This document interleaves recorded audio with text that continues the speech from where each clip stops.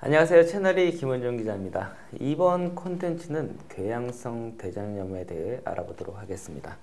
궤양성 대장염이 무엇인지, 원인과 증상은 물론 치료와 관리 방법까지 전문의 선생님과 함께 쉽고 자세히 알아보도록 하겠습니다. 선생님, 소개 부탁드리겠습니다.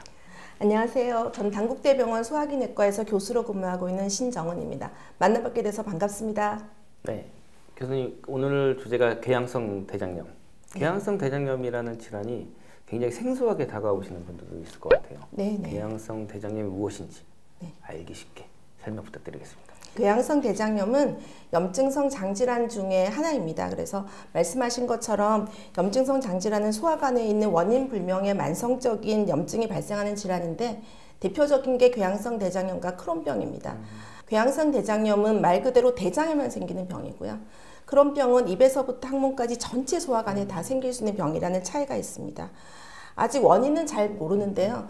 뭔가 유전적인 소인을 가진 사람이 있는데 그 사람에서 환경적인 요인, 장내 미생물 같은 것들이 영향을 미치면서 우리 몸에 있는 면역이 조금 불균형이 되면서 점점 그런 염증을 진행시키는 병으로 가서 만성적인 염증을 일으킨 질환으로 생각을 하고 있습니다. 네, 교수님 궤양성 대장염에 대해 설명을 해주셨는데 혹시 남녀 비율이나 좀 이렇게 많이 발병을 하는 연령대가 있을까요? 네. 염증성 장질환 아시다시피 저희가 사회생활을 하는 젊은 나이에 주로 많이 있다는 특징이 있어요. 그래서 굉장히 힘들어하고 또 학령기에도 많이 있고요. 그래서 전체적으로는 궤양성 대장염이 훨씬 많고요. 크론병보다는. 근데 크론병은 특히 20대, 40대 젊은 층에 더 많고 궤양성 대장염 20대, 70대 골고루 퍼져 있는 정도가 되는데 그래도 30대, 60대 활동기에 많다는 단점이 있겠습니다. 그런 것 때문에 사회생활도 힘들어하고 학교생활도 힘들어 이런 것들이 가장 큰 문제점으로 저희가 알고 있는 부분이죠. 증상을 보면은 약간 이 과민성 장증후군과 되게 비슷한 면이 좀 있는 것 같아요. 이게 좀 차이를 구별할 수 있는 방법이 있을까요? 과민성 장증후군은 설사형, 변비형, 혼합형 이렇게 나누거든요. 근데 특히 설사를 하는 설사형 과민성 장증후군일 때는 이 궤양성 대장염하고 아주 증상이 비슷합니다. 초기에는. 대표적인 게 복통하고 설사가 되는 거거든요. 그래서 복통과 설사를 하고 또 과민성 장증후군 자체도 젊은 연령에 많아요. 그 이유가 스트레스나 외부적인 환경의 심리적 요인에 많은 영향을 받거든요. 사실 두 개를 구분하는 건 쉽지 않고 또 둘 다 만성적으로 지속적으로 증상이 반복된다는 거죠.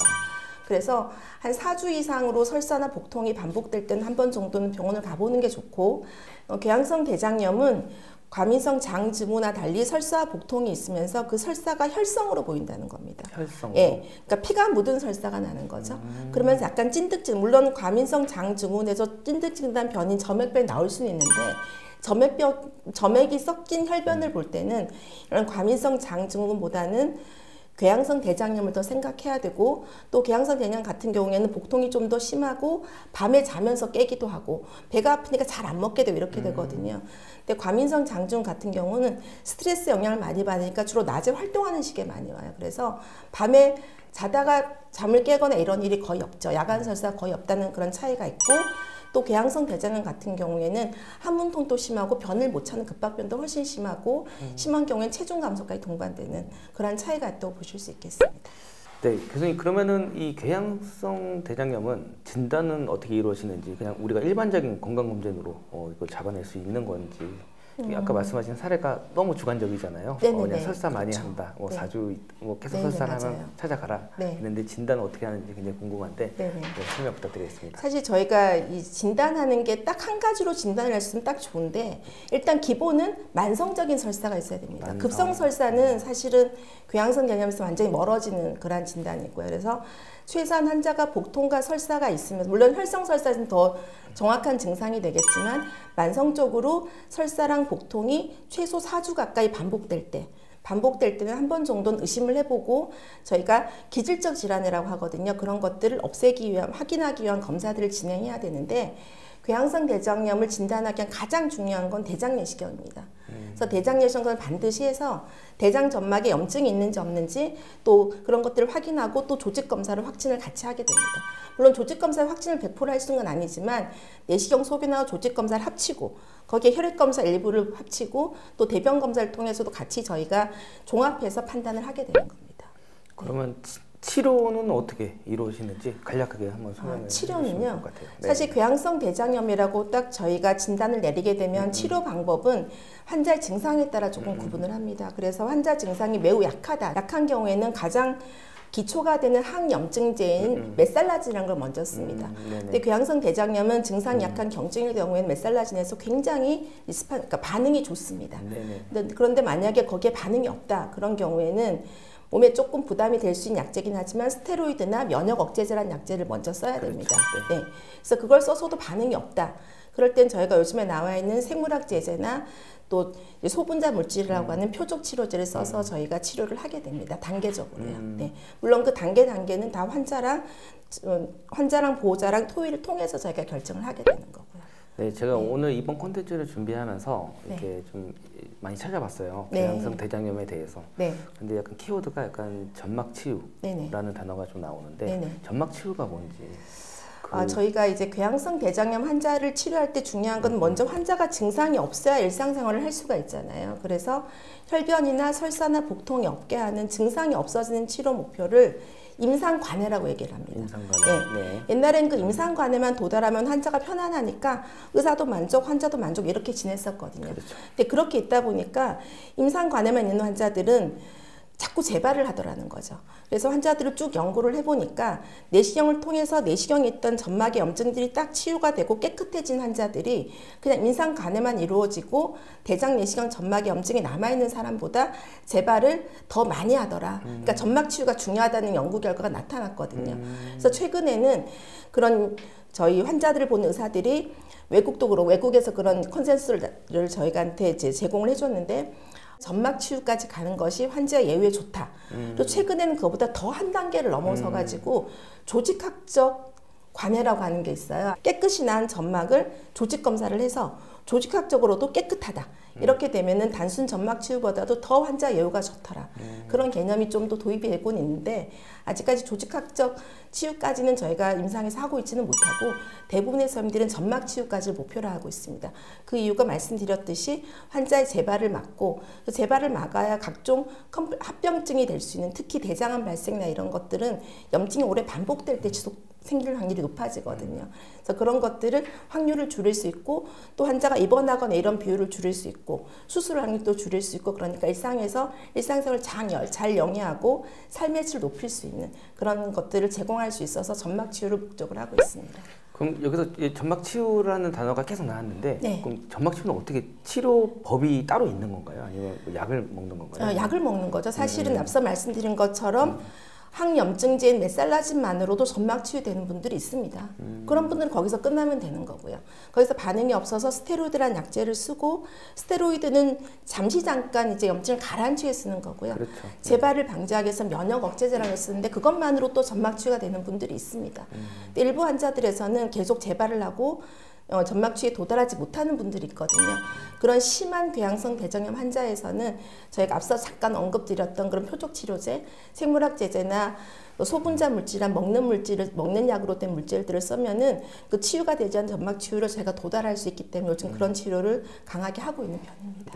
네, 교수님 앞서 이 표적 치료제에 대해서 말씀을 해주셨는데 이 표적 치료제가 도입함으로써 이 궤양성 대장염의 이 치료에 대해 변화가 굉장히 크게 있다라고 저는 알고 있는데 그것에 대해서도 설명해 주시면 좋을 것 같아요. 이 표적 치료제라고 하는 생물학 제제랑 소분자 물질이랑 먹는 물질이 도입이 되면서 환자들의 점막 치유를 굉장히 많이 높일 수 있게 된 거죠.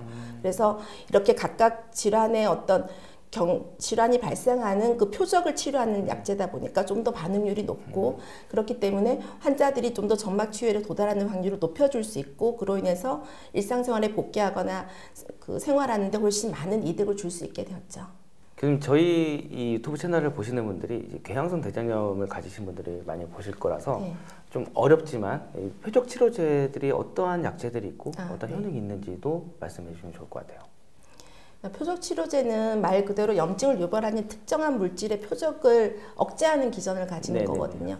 제일 처음 나온 게 이제 항-TNF 제제라고 그래서 많이들 들어보셨을 거예요. 그래서 인플릭시맵이라 약물 이름을 얘기도 하고 또 아달리브맵, 골리브맵 같은 것들이 이제 항-TNF 제제 그리고 또 인테그린이라는 물질을 차단하는 베돌리즈맙이라는 약제도 있고요.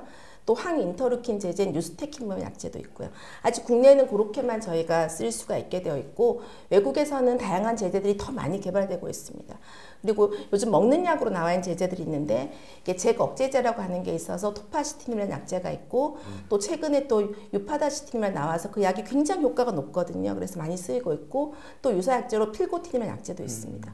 또 다른 기전인 S1P 수용체 조절제라는 약제가 있는데 그 약제는 최근에 도입이 됐고요. 국내 오자니모드라는 약제고 그 약도 지금 쓰이고 있어서 사실 옛날보다는 저희가 쓸 수 있는 무기가 굉장히 많아진 편입니다. 그러니까 이거를 뭐 다 쓴다는 게 아니라 환자들의 상황에 그렇죠. 맞게. 네네. 이제 사실 각각의 약제에 이제 특징이 있거든요. 특장점이 있고 또 부작용도 있고 그리고 어떤 환자의 나이나 환자가 처해 있는 증상의 정도나 그런 것들에 대해서 다 확인하고 써야 되는 거예요. 그러다 보니까 저런 한 개 한 개 약제를 선택하고 또 약제를 변화시키기 전에는 저희가 환자 또 보호자하고 충분하게 저희가 상의를 하고 그런 장단점을 다 공유한 다음에 결정을 하게 됩니다. 근데 저 약제는 이제 효과가 떨어지는 시점이 있을 수가 있거든요. 효과가 떨어질 때 무조건 바꾸기보다는 그 약제를 또 용량을 높여볼 수도 있고 또 사용하는 기간을 단축해 볼 수도 있고 그런 기준들이 있습니다. 거기에 맞춰서 쓰고 한 가지 약제를 저희가 최대한 길게 최대한 효과를 보일 수 있도록 잘 조절해서 먼저 가보고 정말 안 될 때 약을 바꾸는 게 무기가 많다고는 하지만 이 병 자체가 평생을 끌고 가야 되기 그렇죠. 때문에 잠깐 효과가 없다고 그냥 바꿀 수는 없거든요. 그래서 그런 것들을 잘 상의해서 저희가 결정을 합니다. 네. 그 가장 중요한 질문이 될 것 같은데 네. 이 궤양성 대장염 환자들이 좀 피해야 할 음식이 있을까요? 임상에서 진료 볼 때 가장 많이 묻고 그렇죠. 네. 가장 힘들어하는 부분이 저겁니다. 그래서 사실은 너무 설사가 심할 땐 입원을 하게 되거든요. 혈변이 입원까지도? 심하고, 네, 그럼요. 이제 먹지를 못할 정도로 열도 나고 배도 아프고 어떤 사람 배가 불러지는 독성 거대 결장 같은 게 오기도 하거든요. 그래서 아주 심한 활동기에는 먹는 것 자체가 너무 복통도 심하고 혈변을 심하게 만들기 때문에 금식을 해야 되는 기간도 있습니다. 그건 의사와 상의를 해야 되는 부분이고요.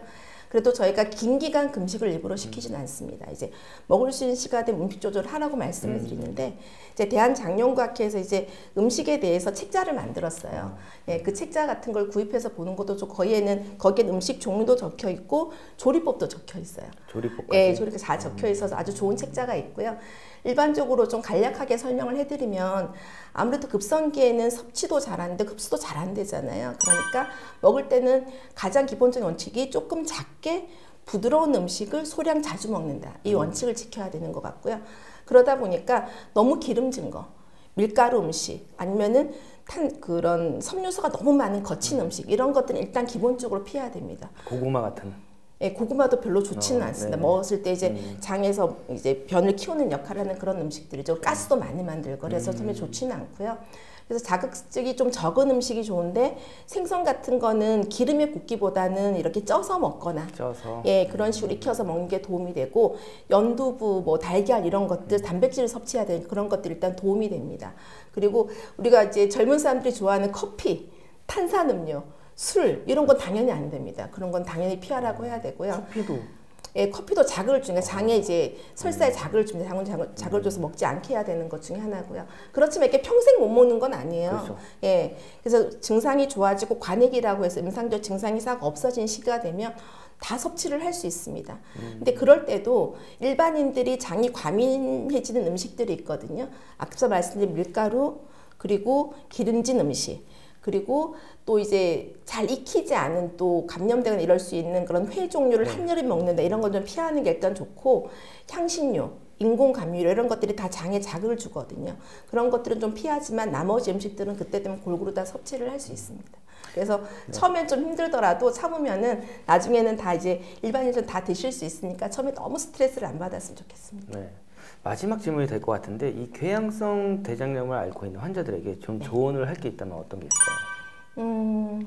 이게 궤양성 대장염 같은 경우에는 예전에는 단순히 증상만 가라앉히는 걸로 목표로 삼았기 때문에 증상만 가라앉으면 내가 다 나았네 그리고 병원을 안 오게 되는 경우들이 많이 있습니다. 네.